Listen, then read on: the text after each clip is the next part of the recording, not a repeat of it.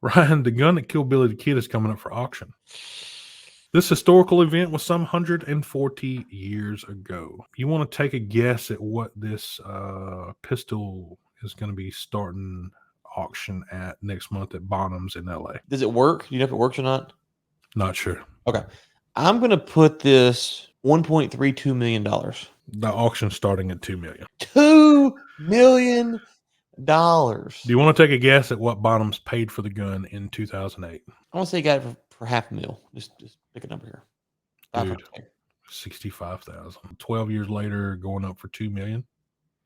That's good. Insane. Oh, yeah, it's a good day at the office. That's a good return, isn't it? That's a good day at the office. He's been the subject of 50 movies. I just looked it up. 50 different movies have been tied to him in some way. I'm going to start a Billy the Kid podcast just to keep the story alive. What would you name it? Kicking It with the Kid? Kicking It with the Kid. Stories from the outlaw Billy the Kid.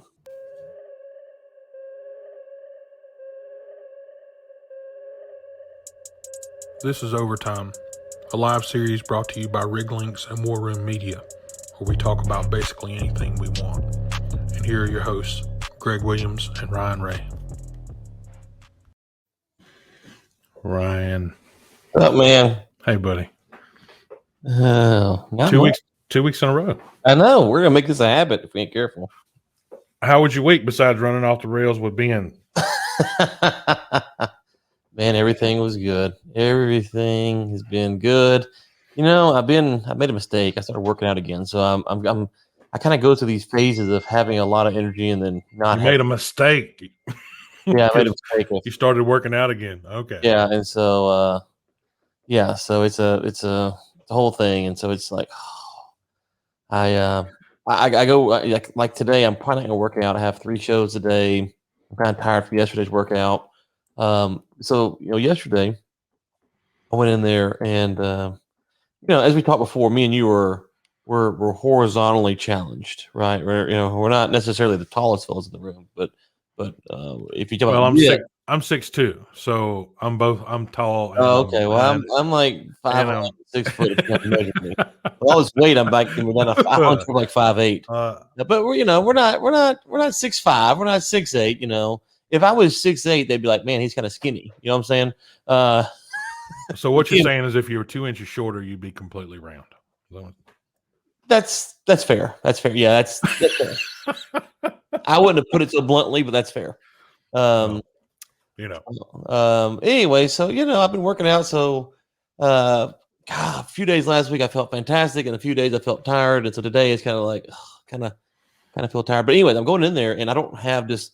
I kind of go in there and just do my set, with not a whole lot of breaks in between, and so that means you just kind of get fatigued because you're just doing you're just kind of going back to back to back, and so that's kind of where things are at. Well, I saw one of your podcasts you just released. I need to get in there and listen to it, but you had one with Henry. Whitney Hero Henry, yeah. 56 minutes, almost an hour in there with him, huh? Yeah, we try to do about an hour, 45 minutes to an hour on those when we can. So I used to be his manager. Right. So anybody that doesn't know about Ryan and War Room Media, go check out his podcast, man. He's got the lineup and the guests that he have, then the variety that he has in there is like, when you want to talk about people that are into it for the long run, then you can go see Mr. Ryan here.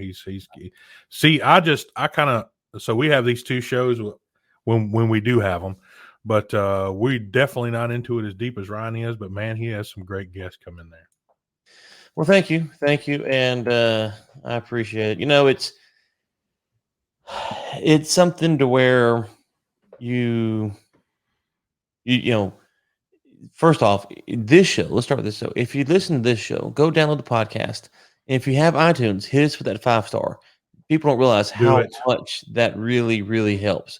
It helps a couple things. One, when you're going to get a prospective guest or advertisers or whatever, they can't tell how many downloads you have, but they can see how many 5-star reviews you have. And so the more 5-star reviews you have, the quicker people are to respond to you, to work with you. So go do it for this show first, because we're here every week. Secondly, Yeah, Inside the War Room podcast. Appreciate it. We've had on Senator Ted Cruz. We've had on David Blackman, Anasala Haji, Quentin Henry. We've had on a guy talking about drug addiction. It's more of a show just to try to bring on people to try to have interesting conversations. We have a guy talking that's kind of a gun expert coming on tomorrow.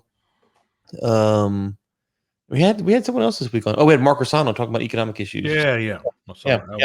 And we have some interesting guests coming on next week. Real quick, I will just tell you, if you're interested, we have on the co-founder of the Tea Party is coming on next week. We also have on Sky High for Kids. Their CEO, I guess, is the right person. She will be coming on next week, and we also have on a lady you will not know by name, but she's coming on to talk about some of the atrocities in Africa that are happening that are not getting covered. So a lot of stuff. So thanks for the plug, Greg, and we enjoy doing it. All right. Well, the atrocities in Africa, there's tons and tons and tons of that. You could do one whole hour on just that, man. No, it's crazy. All right. So I am the other part of the show here, and I'm terrible because I didn't get the rundown sorted out, but we're going to do it verbally. And so for anyone that is just joining us, we will have a chat today about oil prices, the jet fuel shortage, Brazil, and some of its energy transition or not energy transition, how you want to look at it. But we're going to do it verbally. The Cleveland Guardians, and Rachael Ostovich, some movie reviews, and Pat Garrett's Colt. So I'm excited to talk about BKFC 19. That was a good card. So yeah, I was when I got down here to Van Zant and Ostovich there, I got stuck on Ostovich, and I think that she has a pretty compelling story now. I think maybe she's one of those comeback kids, so maybe she's good for BKFC. And if Van Zant heads out the door, then she's definitely a good plug in her spot. I've got plenty of thoughts on Van Zant, so I'm ready for that segment. Let's do it. Okay, so let's jump right in there with our oil prices this morning. WTI is sitting at $73 and a little over a nickel, 73.06. And Brent is at 75.48. So API released their data July 27th, showed the U.S. crude oil stocks fell by 4.73 million barrels in the week ending July 23. So not sure if most of our listeners know, but we only have enough storage, according to API, to last us 27 days or 435 million barrels, give or take. So that was as of July the 23rd. So again, kind of putting things in perspective. So if you shut everything down, just said, we're not going to do it anymore, you have 27 days. They say we have 27 days. So that kind of, and not it's like end of the world times thing type deal here, but that still speaks volumes to me. Like a year ago, that was 526 million or 37 days. And Right. Ladies and gentlemen, we're only doing like, what is it, Ryan? 16 million a day or something like that? Yeah, it's that much. So, I mean, that's a pretty fine line, isn't it? Yes and no. I mean, this is, if you go back and follow it, it's probably a lot more like this, historically speaking, than we think. And so it's, I'm not nearly concerned. So, I'm not concerned. I was just thinking more along the lines of broadcast storage and what they're saying that we have. It makes you wonder how much we're kind of overhyping the price movements based upon this, because if we're taking 30 to 60 days worth of inventory, as you kind of say where you want to be at, well, okay, but the drawdown from that's not necessarily that big of a deal. No, it's not a huge deal. In fact, it probably would start tapering off because there would be mass problems all over the place where as far as consumption goes. Mm-hmm. I mean, first thing that would happen is you'd lose part of your electrical grid, and then there you'd be. So You couldn't even turn on pumps. You couldn't turn on anything. So there's a lot of things there. The consumption would probably diminish anyway. So you never even actually get down to using up your reserves. But one thing that will use up those reserves is a pretty good sizable war. So we don't want to get involved in nothing like that. So, but one of the other things though, Ryan, is take like the likes of, and I was just looking at the numbers. You take like the likes of Russia, right? And they basically can say, all right, so it's like half the population of the United States, Russia, is producing upwards kind of in the realm of what we are. And I assume that, that they're doing more exporting than they are consuming domestically. But in turn, we're consuming more than they are. And if you look at it from like making less money on exports as we are still importing, it is absolutely ridiculous. Yeah. So the import export stuff, to me, this is kind of where it gets a little dicey, because we have to import a certain amount of oil because we can't refine our type of light sweet crude exclusively. That's right. So we got to blend a mix, a blend. Right. And right. So, I do think we want to be exporting, obviously, as much as we can to make the profit, and try to import potentially less if that's needed. But the reality, this is an oversimplification, but at the end of the day, follow the money. Well, follow the money. But the other thing is, when you go to Walmart, do you get caught up in the fact that, you are importing from Walmart but not exporting to Walmart? Okay. Does that bother you? No, it actually doesn't. But it doesn't bother you, right? So the difference is Walmart's not nearly as nefarious as Russia, right? And so it doesn't bother you because you feel like you have a lot of opportunities to go to the market to import your groceries or whatever you get from Walmart or Target or wherever you go. There's a lot of opportunities. There's a lot of places. And so now, if you were importing from the mafia, you'd probably feel a little bit more concerned. Like if you had to get, your whatever black market items, you'd probably be a little bit more concerned, right? Because it's a little bit more on the shade. You'd be wanting you would want the mafia in that case to be dependent on you, so hopefully they don't whack you. Walmart's not going to whack you, right? Well, yeah. Being serious. No. If you shoplift from Walmart, they're going to let you run out the store. They're going to call the cops, and the cops are going to take care of you. If you steal from the mob, it's gone. Capiche? So with the mob, with the mob, you want to have some kind of reciprocity so that hopefully they find value in you and they don't cut you off. Like I say, cut you off, like cut your throat off. Your head off. With Walmart, it doesn't really matter. So when you think about oil, it's kind of very similar. You want the countries, because it's not Walmart, it's countries, and all these countries have severe human rights violators.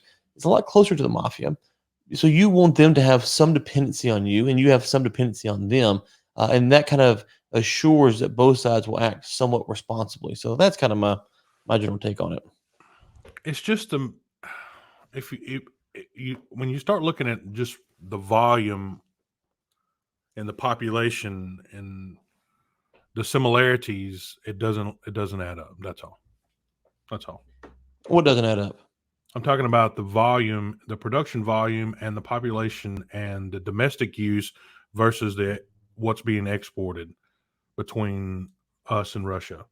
There is some similarities, but you can tell that they're making a lot more profit off of what they're doing. Because they're exporting more?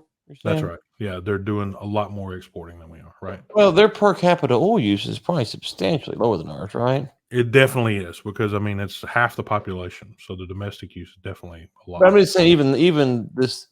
Let's see here. Per capita oil use. If you look at this, is according to World Oil Meter. This is daily oil.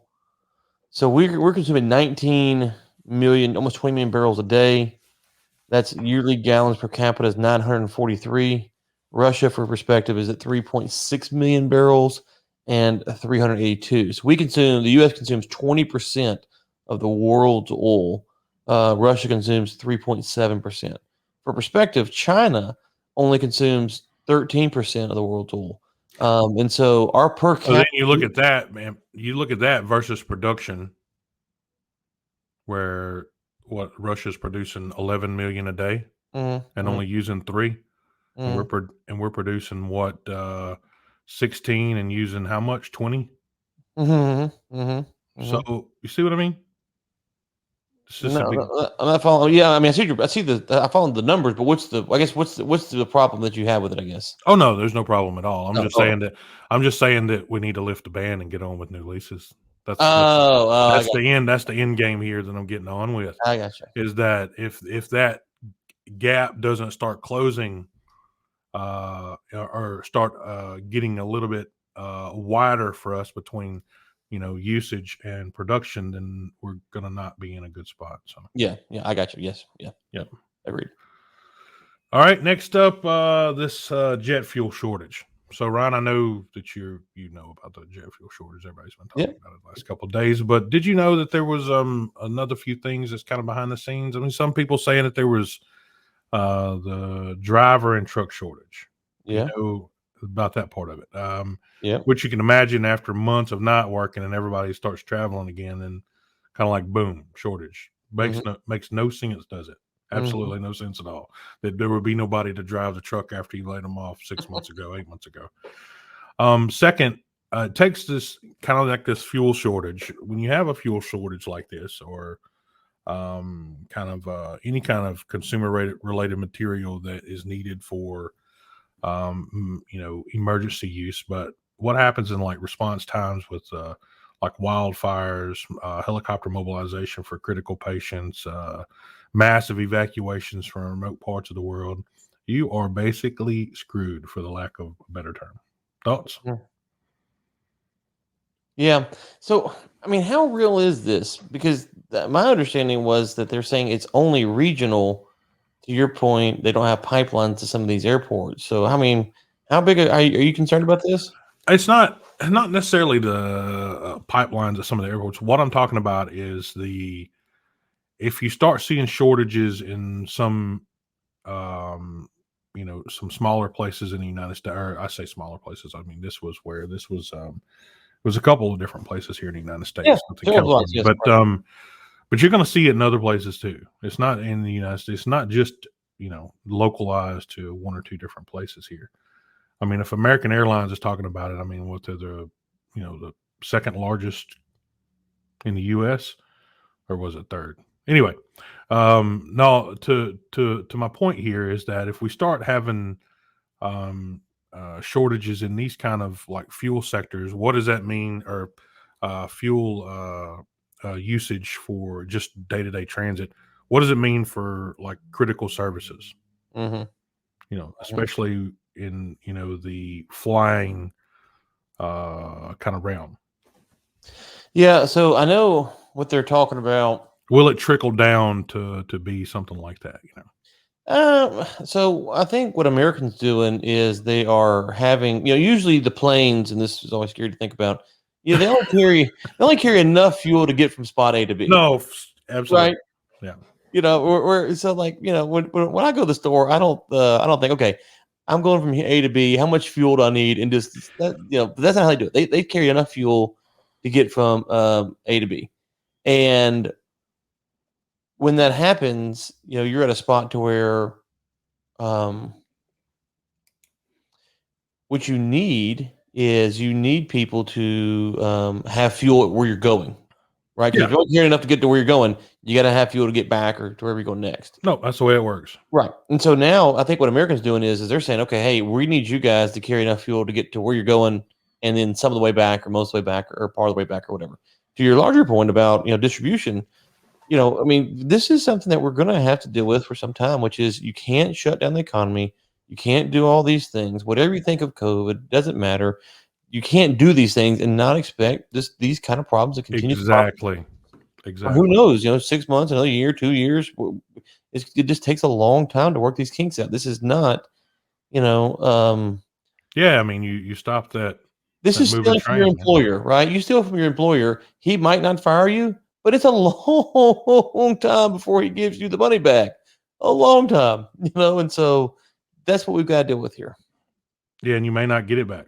You might not get it back. That's yeah, right. Yeah, that's right. It's just that the case where you have that, £1,000,000 train and you got it stopped and you try to start it back up again. So, all right.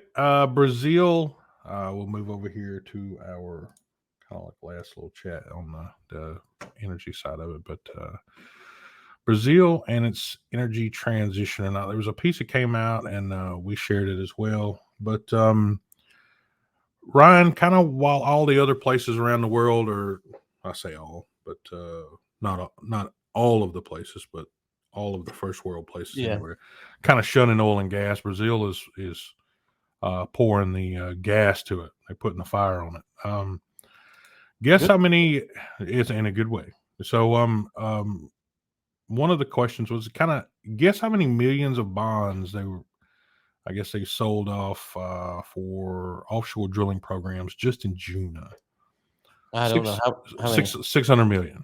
Oh, that's a good number. It is for 1 month, right? That's a good number. Yeah, right, exactly. While we, one of the largest producers and consumers in the world, have a ban on. So, and as well as a different perspective, I don't want to talk about the new work and not talk about kind of what they've done previously. But Brazil built its first hydroelectric plant in kind of the late 70s before they even really started heavily working offshore. And it still provides more than 60% of the country's power. But here recently, the droughts have opened up some exposures, and they've been having brownouts and power issues and whatnot. Same thing as other places of the United States, mainly California. But so what does that say about the energy transition for other parts of the world? I mean, it kind of sets kind of a predetermined path for it, doesn't it?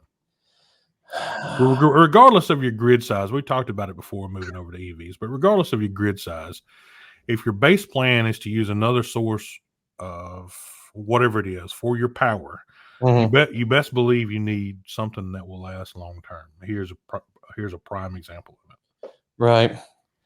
The energy transition stuff. It's obviously, I think, elitism. Yeah, it's definitely elitism for sure. But I think we have people like me and you have to realize it's going to go further than it should go. Right? It's going to go further than we think it should go. The question is how I far? I think it's going to do already, but that's just me. Well, okay, yeah. Agreed. Okay, I agree with that. Obviously, and it's not that we're anti those energy sources. It's just that there are viable sources we could use now that we're not. But we're not to a point where we're not to a point where we can. I mean, say just for that example, they've had these systems in place for 40 years now. So if you and I had been doing something for 40 years, we'd be considered experts at it. All right. So here, they're having some serious issues with it 40 years into it. Now, I don't know. I'm not an expert on their infrastructure and what they've done to keep things maintained. I don't know anything about this. I didn't go that deep into it to be considered a professional at it, but just enough to gently graze the top of it for a conversation. But 40 years into it, and you got 60% of your country's population running off of the hydroelectric. Other than exporting oil and making money, what would be the use of you going out there and continuously drilling and exploring if you feel like you have suitable power? It's because it's not suitable. Right. It's not. They don't have the means to maintain it. They don't have the means to keep it up, and there's not enough rainfall to fill up the hydroelectric plant. Yeah, it's not consistent enough. No, exactly. So sorry, that was just a bit of a rant. No, get on it, man. I mean, it just drives me crazy when you got. I mean, you're only talking 2,000 miles south of us here, brother. So yeah, no, we should be pouring it on here. I know it. All right, jumping out of this one, we'll go over to our sports here. So Ryan, the Cleveland Indians changed their name over to the Guardians. We know that, but for a more pleasant baseball experience for our Native American inclusivity. Let me say that slowly, which is fine. Whatever they want to do, it doesn't affect how they play or what they are paid. But last time I looked, they were second in the AL Central, just behind the White Sox. So I mean, they're like 10 games behind the White Sox. For anyone that wants to know out there, just about one game ahead of Detroit. But as you know, the Redskins have said they will change their name in 2022. They've already changed it. What did they change it to? The Washington football team. They're not the Redskins anymore. Oh, that's right. But there was someone else that was wanting to change their name. I mean, the Redskins are going to come up with a new name, I think is what you're saying. Oh, yeah. They're coming up with they're off of the Redskins thing. Right. So, so Ryan, the question here was who draws in obviously more money, MLB or NFL? Oh, NFL. Oh, certainly. I mean, so Cleveland, that would have been 117 million, and Washington would have been 3.5 billion.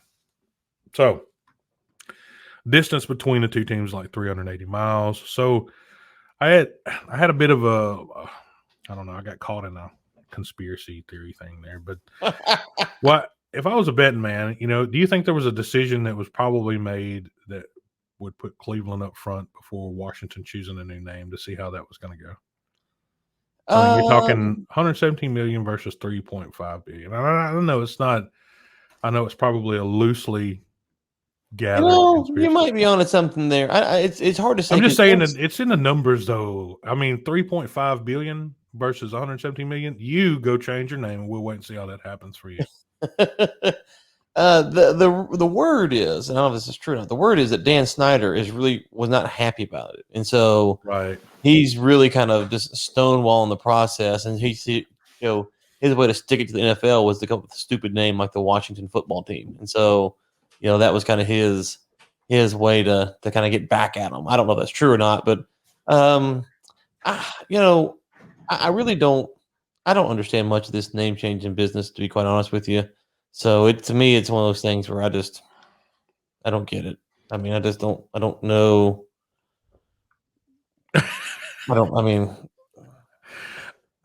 Again, when I was writing these notes, I was thinking, when I was like, I'm just curious how much, I don't know how far they are. Oh, yeah.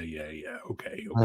Mm-hmm. I could see something possibly underlining there. And from the football side of it, I don't, other than Aaron Rodgers being all in for Green Bay again this year and Deshaun showing up for camp, all business. That's all I got to say about football right now. So.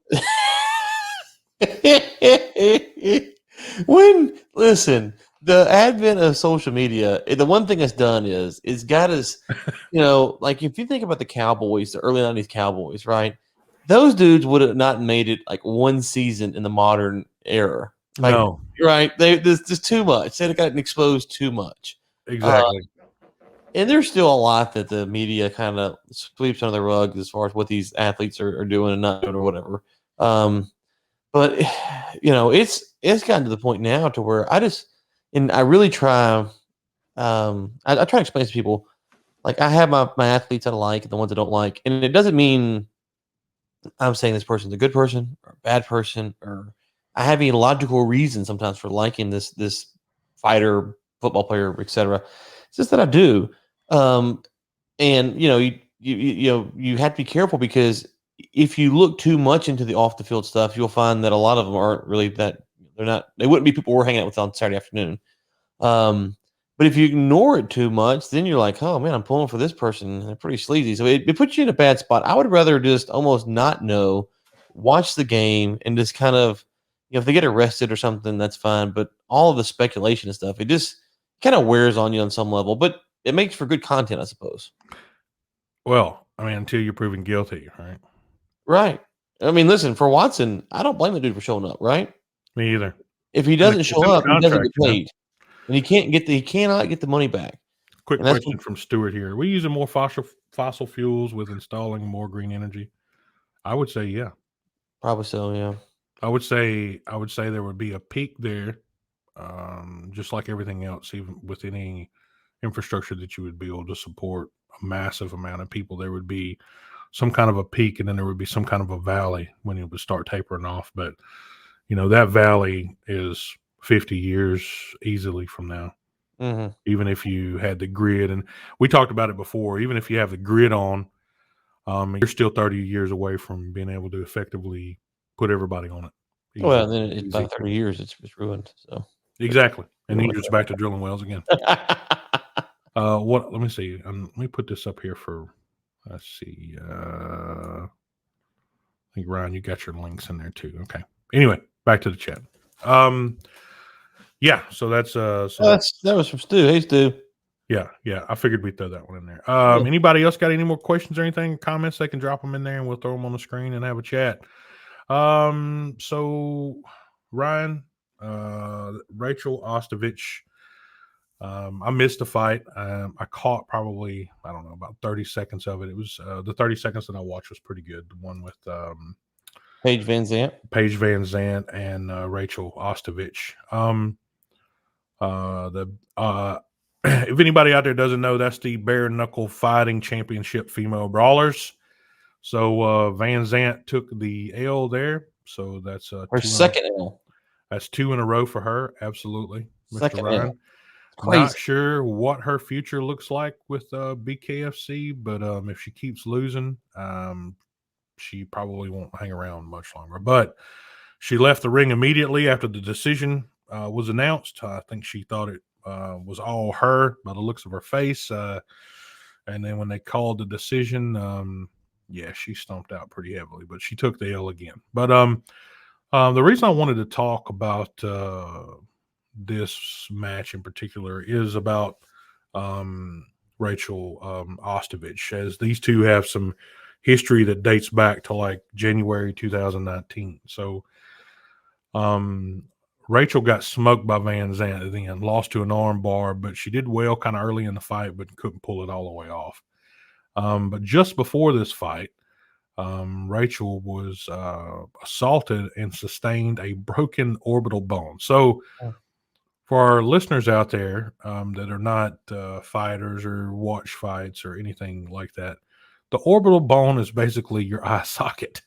So you got to be hit with something pretty hard or being hit by something very, very hard directly to break that bone. That round bone is probably one of the strongest bones in your body. So you got to be hit pretty hard. But she was then kind of she got healed up and then was headed out to fight Veronica Macedo, but was replaced by a Polyana Viana. So long story short here, she was headed to fight Shayna Dobson in February 2020. Then she tested out positive for Ostrin and then was replaced. So in June of the same year, she accepted a 1-year suspension from the USADA due to the anti-doping thing. So, but it was retroed back to January 2020. So she comes off of that and goes into another fight, November 20th, 2020, with against Mazzani, and lost to a third-round TKO. So she came a long way down the road to meet Van Zant since January 2019, and she took away the win. So congratulations to Rachael Ostovich. Stay off the needle or stay off the supplements, and you'll hopefully you can get in there and get a couple more wins. Well, and I don't know if you called this in your story or not, but I'm almost positive the orbital bone was broken by her boyfriend at the time, or her husband, one of the two. She was having domestic abuse issues at the house, and it was pretty sad. No, absolutely very sad. But I was just making it a point if people didn't know about that orbital bone. Oh yeah, like that you have to be. That's a direct hit with something very hard. It's not. I don't even think you can break an orbital bone with a fist. Well, in this case, it was her boyfriend or husband or whatever who was doing it. Yeah. Neither one of these ladies are very good. Okay, let's just start there. They're not very good. No. But in Paige Van Zant, to your point about walking out the ring, I had the fight and I scored the fight live as it was happening. I think I had the fight 3-2 Ostovich, but thought it might have gone 4-1, I think is maybe how I had it. And there was some rounds that were close, but even Van Zant's corner, now I don't know what Ostovich's corner said, but Van Zant's corner told her before the 5th round, You need to win this round. You really need to win this round. And so it wasn't as if it was unknown to Paige that she might be behind on the cards.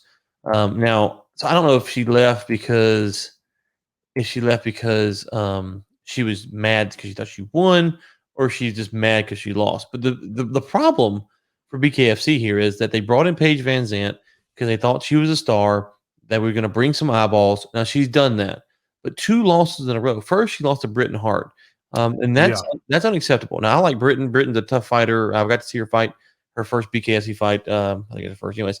I enjoy watching her fight, but that's a fight that Paige Van Zant had to win. She loses that, and then you bring in Ostovich, who's a better fighter theoretically than Britton Hart, and Ostovich puts it on her. Van Zant looked better. She was a lot more aggressive. But I think you don't think that this was a bit of a comeback fight. What do you mean? Because the last time she looked at Van Zant in the ring, she took a loss.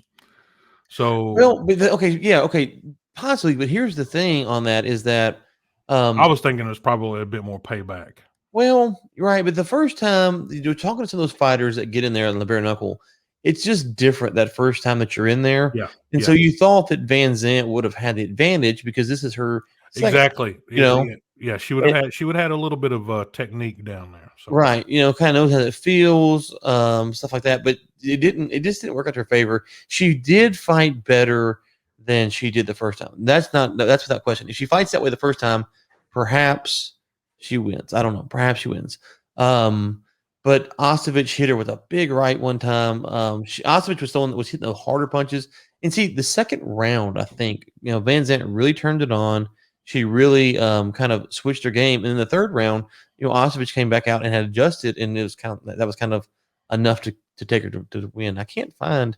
I thought I had shared these scores. What day was that fight? It was Saturday. What day was Saturday? Saturday was the 23rd. 23rd, 24th, somewhere in there, maybe 25th at the time change. If I said it past midnight, let's see here. It was Friday. It wasn't Saturday. You're right, the 23rd. I'm looking on Saturdays, no wonder. Yeah, so I scored the fight. Assuming I actually find this because I think it's 3-2. Anyways, so good card though. It was a really good card. All the fights delivered, so that's all you can ask for. I will say this: KFC 20 coming up though has got Johnny Bedford and Reggie Barnett. I might go. That one looks. I might go. That's August the 20th. I might go. Will you? I had 3-2 for Ostovich. The judges had it 3-2 times 2 and 3-1 on one card. I might go. Yeah, my boy Quentin's fighting. I know Johnny Bedford as well. He's a friend. I actually went to Johnny Bedford, Reggie Barnett 1. That was when Paulie Malignaggi fought. And I was backstage and got to see Paulie and his posse and stuff. I mean, I can talk to him, but he's back there. So I might go. I might skis on down to Biloxi. I was I've been to 2 BKFC events. The first one was BKFC 2, and I had a fighter on the card there, and then I went to the one in Tampa. I'm headed out August the 10th, but that would be a good one to catch. That's for sure. I may have to figure out how to watch that on my Sly mobile phone overseas. But anyway, all right. Well, good chat with. I always love the fight chats with you around. I love the fights. If you can't tell, so oh, it's good. It's good. It's good stuff. So this long time frame here that I've kind of been back in summertime with the boys, and we've of course caught up on a lot of pop culture stuff and a lot of movies. And I think we've ended up watching like 6 or 7 new movie releases since we've been together this last couple of weeks. But oh wow. Yeah, it was. We've been having a free for all here, but we watched Escape Room, Fast 9, Hitman's Wife, Bodyguard, Quiet Place 2, Black Widow, and Old. So, basically, Escape Room, Fast 9, both were crap right off the top. I'll they wouldn't. They're not even worth going to see. Fast and Furious 9 wasn't any good, huh? No spoilers, but I mean, it was good to see some of the older characters back. But oh wow, it's got a 5.5 out of 10 on IMDb. You're not alone. You're not alone. I haven't watched any since Fast and Furious 1, so I have no idea. Yeah, so it was like I said, it was good to see some of some of the older characters back there because they bring back some from Tokyo Drifts in there and some of the older guys. But it was good to see them. But again, I'm not trying to give any spoilers, but it's just I would wait for that to come out on TV, people. So Escape Room, that was terrible. Don't even. I haven't heard of Escape Room. What is that? I'm glad I never watched the first one because the second one was so bad. It just. What is this? I haven't heard of Escape Room. What is this? So this is kind of Tournament of Champions. Is that what it's called? It's Escape Room Tournament of Champions, and okay. It's a little better on IMDb. For me, the storyline has kind of been okay. So it is an escape room, but the storyline's kind of been used up with me on Saw. Okay. Right, and I mean, after the first couple of Saws, you kind of run out of way of killing people on the big screen. So I mean, right. And so if there's something else that comes out to compete with that, it's completely done. So even like the Purge, I don't even want to see that Forever Purge thing. That's that one is just I've seen enough purges. So I'm actually going to watch that one. Are you? I haven't seen any of them, so maybe that's the problem. Well, you may actually like Forever Purge if you have never seen the other purges, but after the original Purge, the very first one, I didn't. I mean, how do you make a story out of that? A continuous story about the same day of every year. Right. I mean, if I told you I was going to make a Christmas movie every single year about Christmas, would you keep watching that? It just doesn't. It doesn't line up. It doesn't line up, does it? No. See, I got a comment here from Kyle Conrath on LinkedIn. Don't see the new Purge. It's terrible. Absolutely. Well, let's see here. Advice. Forever Purge. Let's see what it's going to be. The Forever Purge has 5.4. Wow, that is a terrible ranking. 5.4 on IMDb. So to get below a 6 on IMDb, you have to be really bad. So Fast and Furious had 5.5. The Escape Room had 6.1, I think, and then the Forever Purge has 5.4 or whatever to say. That's brutal. That's brutal. The next one that we watched was the Hitman's. Oh. Kyle, yeah. Again, there you go. He's saying it's all political.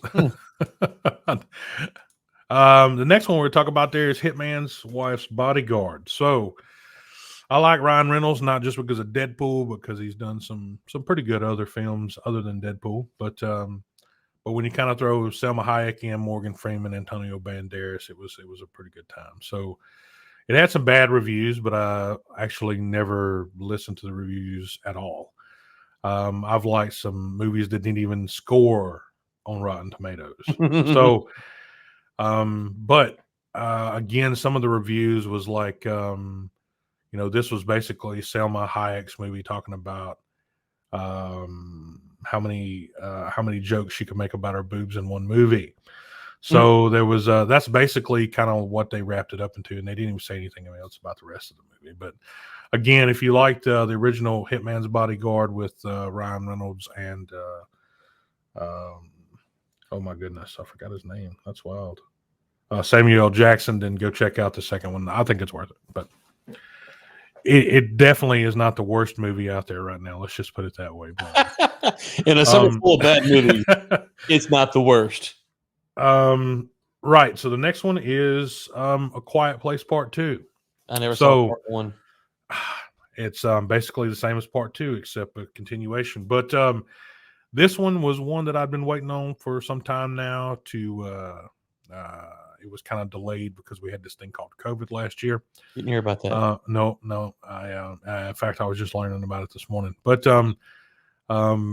I plugged into the first one quite well. It was pretty good. The second one, nothing left for the viewer to question about, or who is this or where it's from or whatnot. So it was nicely done. Enjoyed it. If you hadn't seen that one was number 3 out of our 6, so it's kind of middle range. So go check it out. It's good. Hold on, will there be a third based upon? I haven't seen the first one. Is there room for a third? I think there's room for a third. Okay. The daughter, as you see here. Listen, I don't know anybody. Okay, hold on. I gotta go watch one. I don't even know what. Oh, so you're gonna watch one and then okay. Yeah. Okay, so I'll leave you with it right here. Just go see Quiet Place 2. It's good. I gotta see one first. We'll go see one and then go see 2. Okay, you may wait for a box set. Why be scared? No, man. It's not like that. It's not I'm like a big that. fraidy cat. No, I mean, there's unless you live in the realm of never can never happen, then this is nothing. I mean, there's yeah, nothing at all. There's some other stuff that I'm fixing to talk about here that's probably more of a potential. But okay, so moving on to Quiet Place 2, it was good. Just go see it. We briefly talked about Black Widow last week. Brian hates Brian. No, my co-host's name Ryan, but Ryan is done with Marvel and MCU. But for people out there that still enjoying Black Widow and the storyline there, so it was really good. Spoiler alert: the post-credit scenes tie into some of the other series that are currently on Disney Plus right now. So we found that quite interesting. See, I had someone after this show last week. I don't know if they're watching or not, but they hit me up about Loki. Have you watched the Loki yet? Yes, have. Okay. Yes. This guy was saying that he was that Loki ruined. Was that you or him? One person was telling me that Loki ruins the rest of the MCU. That was me. No. Okay. That was me telling you. Okay. Well, then what did he tell me? Because he said his take on it was, oh yeah, so his take was the opposite. That's what it was. His take was the opposite. He said the ending was interesting and he's ready for season 2. So he thinks season 2 is going to be building upon it. And you're the one who said you didn't like it. Okay. Well, I liked how they presented the case, but when you go back to, you remember our discussion about the 6 new characters that they're going to be releasing in the next phase, and there's a character in there that can kill any god. Yeah, kill Thanos and all that stuff. Exactly. So the thing with Loki is that, Loki basically unties that knot. So why would you need those 6 characters with what comes at the end of Loki, right? Okay, so if you haven't seen it, go check it out. Check it out. People will understand what I'm saying if you watch the rest of that series. Okay. On Disney Plus. Now for our favorite one for the top of the list. That would be Old. Now I'm a huge M. Night Shyamalan fan. As far as I'm concerned, he's right in there with Quentin Tarantino, Robert Rodriguez. He's a storyteller, so he does an absolute fantastic job. But if you're not familiar with his movies, he's behind Signs, The Village, The Sixth Sense, Lady in the Water, Glass, and many other titles out there. But this movie is about short ad-lib version here. It's about people going on vacation and end up on a beach that makes them age a lifetime in one day. So it's a wicked storyline. It has a great ending. So that's it's only a 6.0 here on IMDb, but I don't think they're giving them credit where credit is due. But it's 3 points up to an 18. So I don't know. I don't know how to take this one, but what their ratings are. But I'm telling you, if you're an M. Night Shyamalan fan, this one will not let you down. Won't disappoint. It will not let you down. Again, suggest to go watch. Now, for our last little chat here. So, Ryan, I wasn't sure if this actually existed whenever I ran across it, but Ryan, the gun that killed Billy the Kid is coming up for auction. So,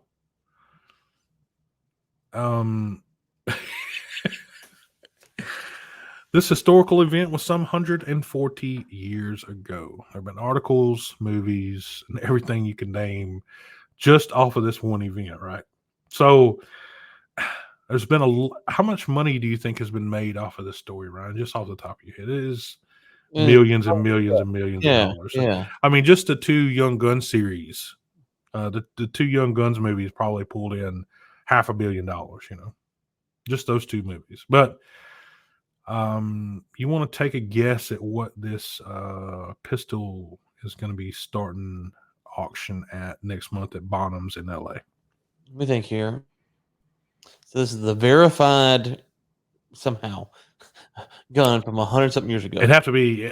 Yeah. Not verified, but sure. Does it work? Do you know if it works or not? Not sure. Okay. I'm going to put this $1.32 million. Ryan, the auction's starting at $2 million, so you were close. In big numbers, you were really close. So, $2 million. do you want to take a guess at what Bonhams paid for the gun in 2008? I want to say he got it for $500,000. Just pick a number here. Dude, 65,000, measly 65,000, and then so 10, 12. What is that? 12 years later, going up for $2 million. That's good. Insane. Oh yeah, it's a good day at the office. That's a good return, isn't it? That's a good day at the office. I mean, but Ryan, the gun that shot Billy the Kid, allegedly. Yeah, I would have to like I wouldn't buy it. I just, how do you know? But the other part about that is, how do you not know? There's the other side of the story there too, though. I mean, there's speculation that this gun would not be the one that shot Billy the Kid, because Billy Kid's actually not dead, or at the time, it may have shot Billy the Kid, but he didn't die, right? So, yeah, I mean, is it still valuable because it could have been Pat Garrett's Colt? Absolutely. But it would be a lesser value because it's Pat Garrett's Colt and not Pat Garrett's Colt that shot Billy the Kid. You see what I mean? Mm-hmm. Mm-hmm. Is it still worth 65,000? Absolutely not. In my mind, I would think, in the range of probably, $4,000 or $5,000, from a gun that old, that still functioned, that still would revolve the chamber, that would still, this is what I'm talking about here. Now, I would never, I'm struggling even buying, rifles these days for some of the prices that they have on them. Mm-hmm. And they work. You'd have to be a collector. So again, there has to be somebody out there that feels that this particular item finishes off their collection or is a good piece for their collection. $2 million? No, man. No. I know. I mean, you got to have, to your point, you just got to have so much money that $1 to $2 million is like a 10 spot to me and you, right? Well, exactly, right. So for $2 million, you got to be like looking at that and going, but that'd be nice sitting on the mantle. Go get that. Mm-hmm. Yeah. He's been the subject of 50 movies. I just looked it up. 50 different movies have been tied to him in some way. 50. So if you can put it inside in your mind, that gun has been portrayed in probably 50 stories. That's not counting books and whatever else. Yeah. $65,000 though. Even in 2008, it would have been overpriced for me. Can I be honest with you? Can I be honest with you? Just be honest here. Me and you. Just talking here. If I came to your house and you were like, "Hey man, come and let me show you something." My grandpa, or not grandpa, my whatever grandpa was the man who killed Billy the Kid. Yeah, right. My mama's side of her family tree, way back when, you pulled out the chart and you showed it to me. And I was like, you know what I'd be like? I'd be like, oh, wow. Exactly. That's cool, Greg. Like, I mean, it's cool that your family's tied to that story. Like, that would be cool. But if you told me that you dropped $65,000 to buy this, I'd be like, Greg, we got to talk, brother. We got to have a talk about your spending habits here, man. $65K on a gun. Well, look, when we pulled up at my house in my Bugatti. Okay, well, I showed you that I had this $2 million gun that I bought from Bonhams in LA. Then you could tie one to the other. But when I pulled up in my Toyota and showed you that I spent $65,000 on a pistol, you're going to go, well, how are we even friends? How is this? Right. How are we connected here? Yeah, I like some collectibles I kind of halfway get. Most of them I don't. This is one. I don't understand. Like, there's some stories like Billy the Kid. I don't understand necessarily the fascination with him. And I wonder if 40 years from now, there will be any fascination with him for it. Because, the Westerns, do you think the Westerns have a spot moving forward in American culture? Well, I think it depends on what happens with American history. you know, if the trend with you know, doing away with some of American history continues, then this could be one of those things that go away. I mean, that's just, and American history is not. It showed no signs of hanging around here for the last 5 to 10 years. So it seems like things are starting to disappear, and just discussions about things are starting to disappear. So you're probably right, Ryan. I mean, our show on YouTube probably has a bigger chance of hanging around than more chats about Billy the Kid 100 years from now. So I'm going to start a Billy the Kid podcast just to keep the story alive. That's funny. But yeah, but you need to get this gun to kick it off, though. So. Yes, I do. Yes, I do. Yes, I do. A Billy the Kid podcast. That is absolutely fantastic. Well, what would you name it? Would you name Kicking it with the Kid? Ryan's take on what would you call it? Kicking it with the Kid. Kicking it with the Kid. Stories from the outlaw Billy the Kid. Hey man, that's got a good ring to it. I like it. Well, the story's only been told 50 different movies, so you've got at least 50 episodes there. That's right. Just breaking down. Just breaking down each movie, the director, the cast, all that kind of stuff. Ryan, I think that's us here. So awesome. Be back next week, right? Absolutely. Let's see. Yeah. Absolutely. So everyone, Greg with Rig Links, and that is Ryan with War Room Media. Thanks for joining us this week for another episode of Overtime. And Ryan, that is a wrap, buddy. See everyone. Bye, everyone. You've been watching Overtime, a live series brought to you by Rig Links and War Room Media. Your hosts have been Greg Williams and Ryan Ray. For sponsorship opportunities, send us an email at info@riglinks.com. Tune in next Thursday at 10 a.m. CST for another live episode.